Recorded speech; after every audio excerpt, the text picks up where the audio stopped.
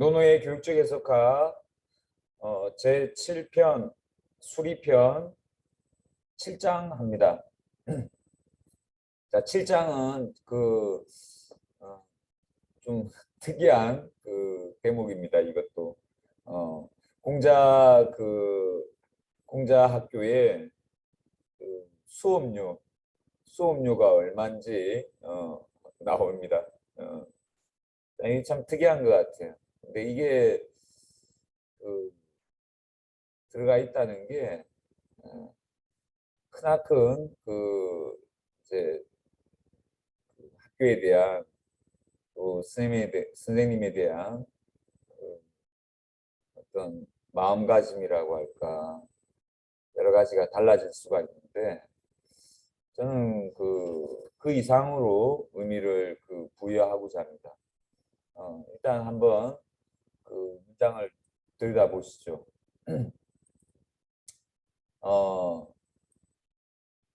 자행 이제 스스로 온다, 다가온다.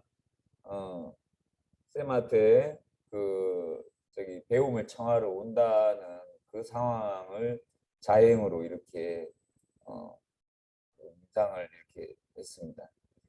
속수 이상, 속수는 이제 이 속은 묶을 속이죠.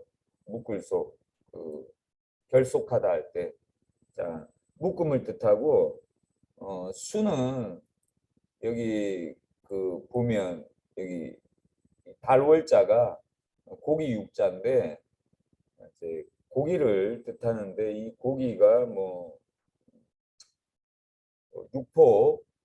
육포를 어느 일정한 양을 뜻하는데, 그 육포 다발, 육포의 묶음, 그러니까 뭐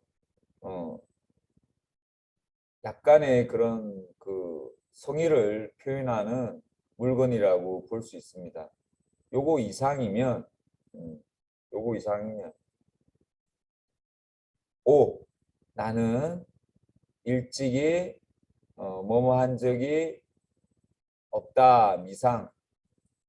일찍이 예전부터 이렇게 하지 않은 적은 없다. 뭐 하지 않은 적이 없다면 가르치지 않은 적이 없다는 거예요. 난 속수 이상이면 그 학생을 내 성심성의껏 깨우쳐 주고자 노력했다, 가르쳤다, 스승의 예로서 대했다. 이렇게 지금 문장이 나와 있습니다. 그러니까 여기서 이제 알 수 있는 건, 공자는 수업료를 비싸게 받지 않았다. 그 정도 얘기를 하고 있습니다. 근데 그렇다고 공짜로 무조건 받은 건 아니다. 무료는 이로부터 알 수 있는 건, 무료는 아니다. 무료는 아니었다. 무료일 수도 있겠죠. 그렇지만 공자가 이렇게 표명한 건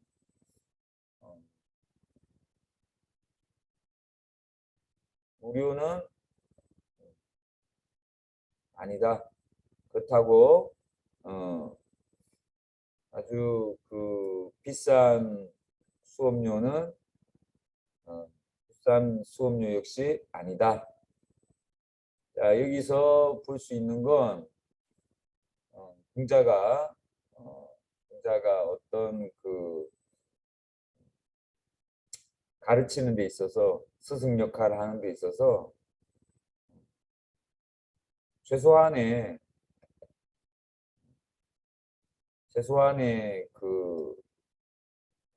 예를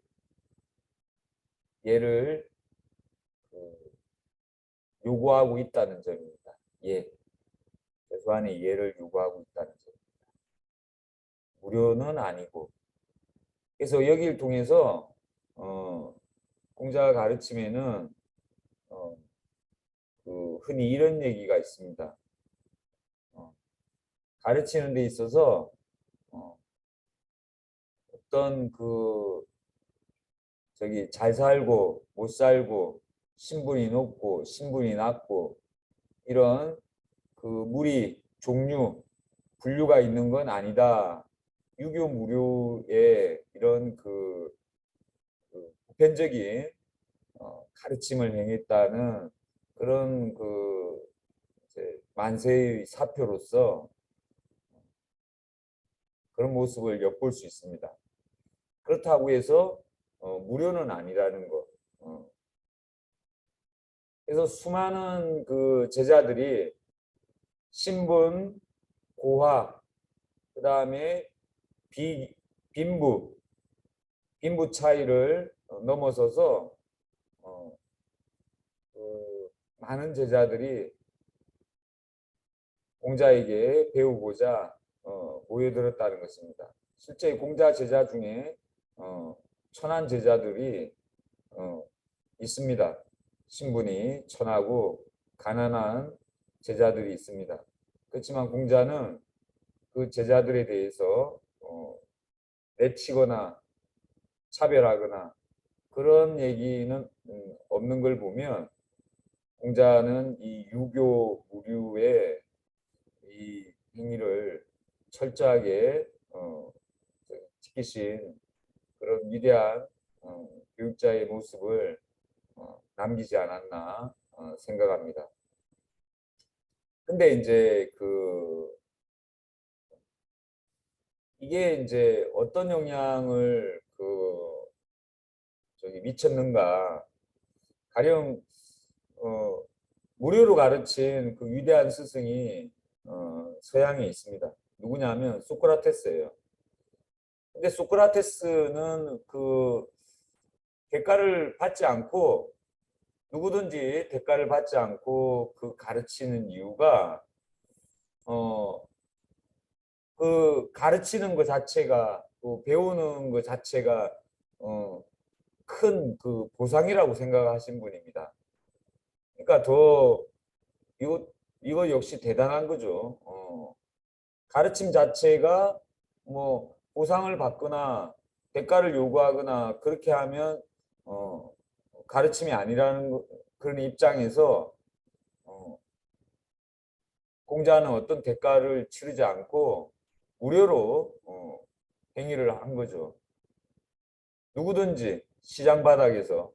근데 문제는 이제 이 무료로 하면 어떤 문제가 생기겠어요? 예. 그 스승에 대한 예가 없이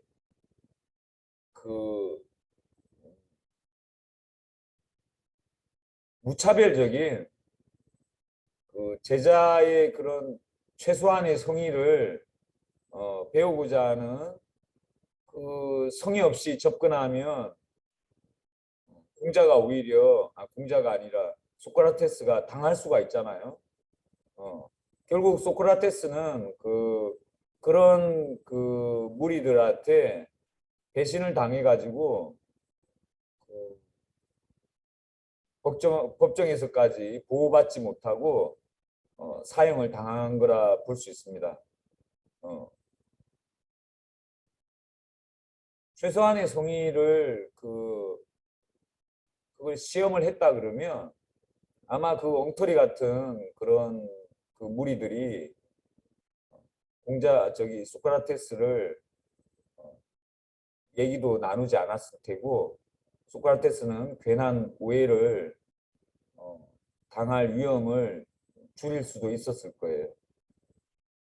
근데 공자는 공자를 찾아오는 사람들 어떻게 보면 시험하는 사람들이 있을 수 있잖아요.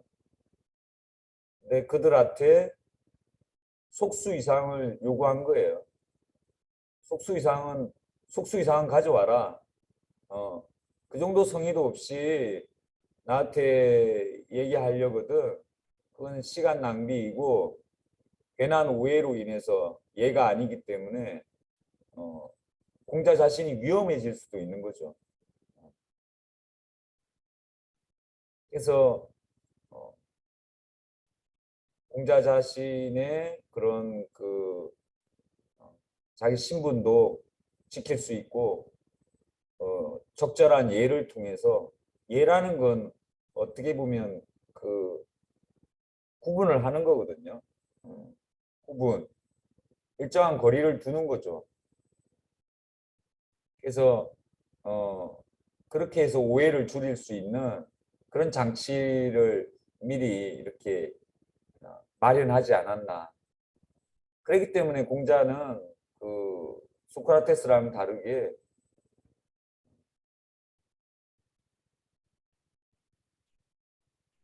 수명을 자기의 천명을 지킬 수 있었다고 볼 수 있고, 반대로 소크라테스는 이 예를 몰랐기 때문에 예를 모르고 모든 걸 그 철저하게 베푼 나머지 자기 목숨까지도 그 바쳤던 그런 사례가 아닌가 싶습니다. 그래서 우리가 그 인간 사이에서는 예가 있다는 것, 적절한 거리가 있다는 것, 그 거리를 통해서 어떤 그 각자 자신의 어떤 그 적절한 행위를 찾아야 된다는 것. 그게 이제 절이 아닌가. 그래서 예와 절, 예절, 그 마디절, 이렇게 끊어지는 부분이 어딘가, 또 맺어지는 부분이 어딘가, 그걸 찾는 게 예절이라 볼 수 있는데, 공자는 그 스승과 제자의 그 예절을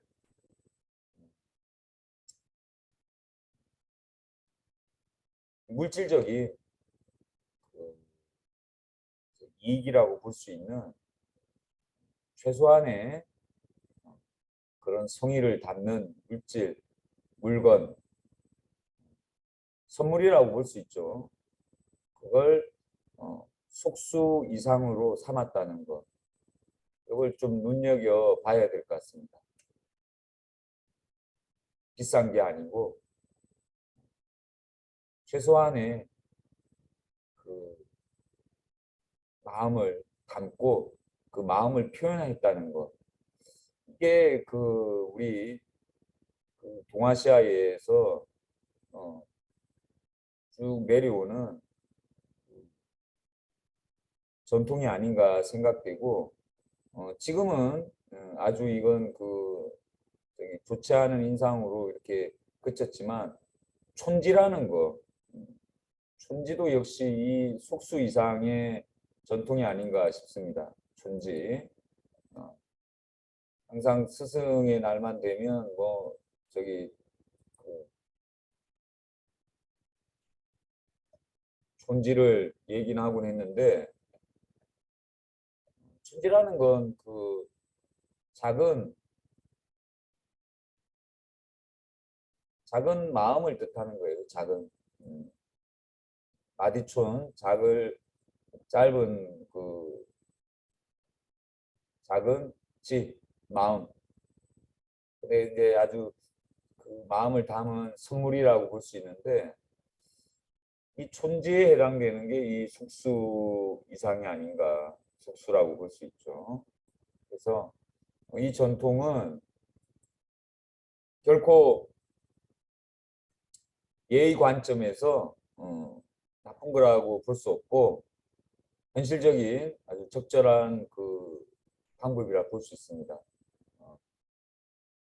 근데 이제 뭐 지금과 같이 이렇게 그 학교 제도에서 교사가 월급을 받고, 또 그 월급이라는 게 국민들 세금으로 이렇게 이루어지는 것이니까 교사에게 또 별도로 이렇게 그런 걸 할 필요는 없겠지만, 전통 자체가 이렇게 그 별도로 이렇게 이루어지는 것이기 때문에 어떻게 보면 지금은 촌지에 해당되는 게 학생들의 편지, 학생들의 편지, 마음을 담은 그 선생님한테 열심히 배우겠습니다.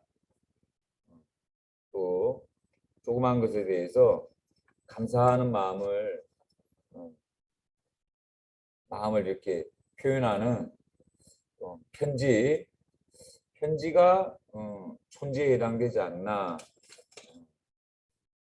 제가 얼마 전에 예전 그 졸업생한테 이런 저기 편지를 받았습니다.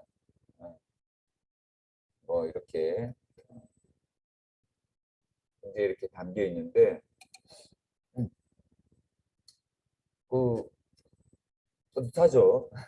뿌듯합니다. 이 뿌듯하고 더 열심히 저기 이 학생을 이 제자를 더 생각하고 그 마음을 이렇게 깊이 이렇게 간직할 수가 있습니다.